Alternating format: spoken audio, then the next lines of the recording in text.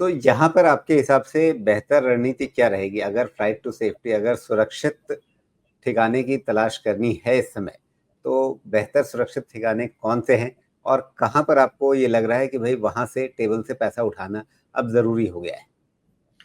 तो मैं कहूंगा कि जहां पर भी आप खुद ही देख सकते हैं कौन से सेक्टर्स ने 70-80% रिटर्न बनाए हैं पिछले एक साल के अंदर।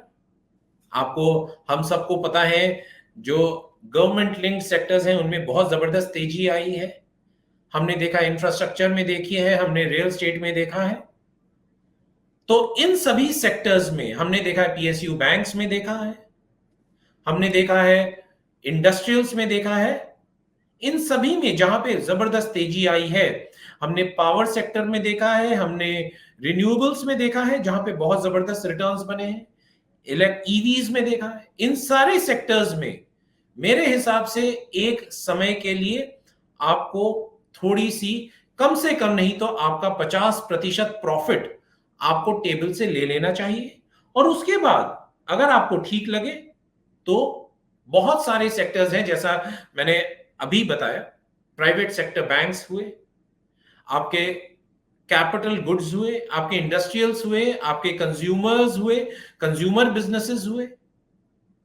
ऐसे बिजनेसेस जिनमें अर्निंग्स की ज्यादा डिपेंडेंसी गवर्नमेंट केपेक्स या गवर्नमेंट स्पेंडिंग पर नहीं है, और दूसरा जो बाहर की अर्थव्यवस्था, बाहर के जो ग्लोबल जियोपॉलिटिक्स है, ग्लोबल एनवायरनमेंट है, उससे उनका कोई भी रिलेशन नहीं है, ऐसी कंपनियों में आपको जाना इस वक्त मुझे लगता है कि आपको जाना चाहिए।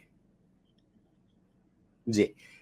तो अगर आप ग्लोबल लिंकेज को हटा करके देखना चाहते हैं तो आईटी कट जाता है। इसके बाद जो डोमेस्टिक सेक्टर्स हैं जहां पर बहुत तेजी आ गई है, उसमें आपके पास लगभग सारे ही वो नाम कट जाते हैं जिन पर हाल में निवेशकों की नज़र रही है। तो वैसे में फिर एक निवेशक के सामने बड़ी उलझन हो जाएगी। थोड़ा सा जो आपने बताया वो ऐसे निवेशक समझ सकते हैं जो मार्केट को थोड़ा सा खुद भी पढ़ते लिखते रहते हैं अच्छे से, जो उतने ज़्यादा डीपली रिसर्च इन्वेस्टर्स नहीं हैं, उनके लिए थोड़ा बताइए कि वो कैसे पहुंचे उन जगहों तक कि भाई यहाँ पे खतरा है और यहाँ पे अवसर है। तो खतरे खतरे की घंटी स्पेशली स्मॉल कैप में, और स्मॉल कैप में भी ऐसे नाम जैसे एनर्जी से रिलेटेड है। एक आप बड़ा सरल सा चीज देखिए कि जहां पर भी ऋण की संख्या थोड़ी ज्यादा बढ़ रही है, जहां पे, एक और चीज देखिए, आप, आपके जितने भी निवेशक हैं एक बार सिंपल सा कैलकुलेशन कर सकते हैं। पिछले 2 साल का स्टॉक का रिटर्न देख लें, पिछले आपके कोई भी वेबसाइट पर जाकर के पिछले 2 साल का शुद्ध मुनाफा देख लें। मतलब FY22 से FY24 का कितना एब्सोल्यूट ग्रोथ हुआ है। अगर उनका 100 रुपए का पैट था तो 100 रुपए से 120 हुआ है, 130 हुआ है, 140 हुआ है, 150 हुआ है। जहां पर भी आपका रिटर्न अगर 200% है और आपका जो पैट ग्रोथ है वो 40% है, तो उसको जय श्री राम बोल दें। मतलब जहां पर भी आपका अनुपात रिटर्न्स और पी मल्टीपल, दोनों में पी मल्टीपल का रोल ज्यादा है, वहां से आप थोड़ा सा हट जाइए। जहां पे अर्निंग्स ग्रोथ है, अगर आपको 35% की, 40% की अर्निंग्स ग्रोथ, पैट ग्रोथ मतलब शुद्ध मुनाफे की जो बढ़त है, हर साल 35-40% दिख रही है, कोई चैलेंज नहीं है, आप बने रहिए। जी। लेकिन तो अगर, मोटी बात यही देखनी है कि मुनाफा भी बढ़ रहा है और भाव भी बढ़ रहा है तो चलेगा। अगर और मुनाफा अटका दोनों का हुआ है या कम अनुपात बढ़ रहा है। अनुपात सेम होना चाहिए। जी। तो अगर शुद्ध लाभ जो है वो धीमा बढ़ रहा है और शेयर भाव बहुत भाग गया है, तो फिर वहां पे आपको सावधान होना है। एकदम, एकदम, एकदम। जी। और दूसरे, फिर अगर हम सिर्फ ये देखें कि बाजार में कहाँ बहुत चल चुका है और भाव बहुत बढ़ चुके हैं, उनसे हटना है, जहाँ कम बढ़े हैं वहाँ पे जाना है। तो जहाँ भी बाजार ने इतनी तेजी के बाद भी किसी शेयर को अगर भाव नहीं दिया है, तो उसके पीछे कुछ चिंताएं होंगी ना, बिना वजह तो ऐसा है नहीं कि बाजार ने उसे भाव नहीं दिया होगा। तो उन देखिए, चिंताओं को हम क्या खारिज कर दें? देखिए राजीव जी, क्या होता है कि हर चीज हर चीज रोटेशन पे चलती है, साइकिल है।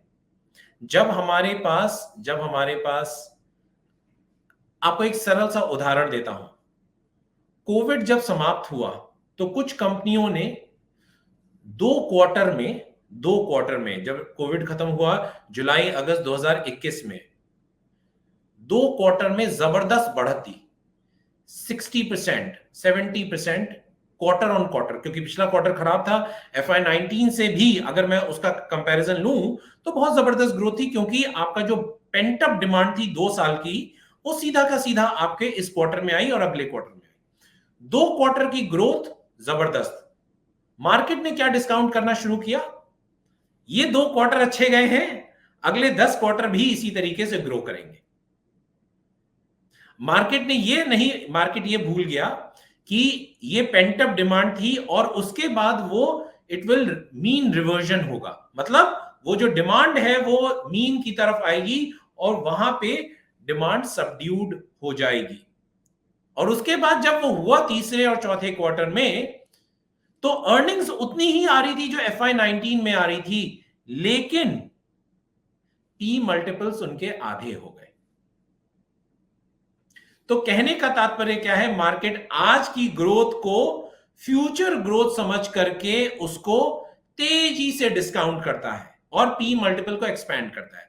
और जैसे ही वो वेलोसिटी ऑफ ग्रोथ, वो ग्रोथ की गति, वो बढ़त की गति शुद्ध मुनाफे, शुद्ध आपके नेट प्रॉफिट में नहीं दिखती है, तो मार्केट उसको जबरदस्त पनिश करता है।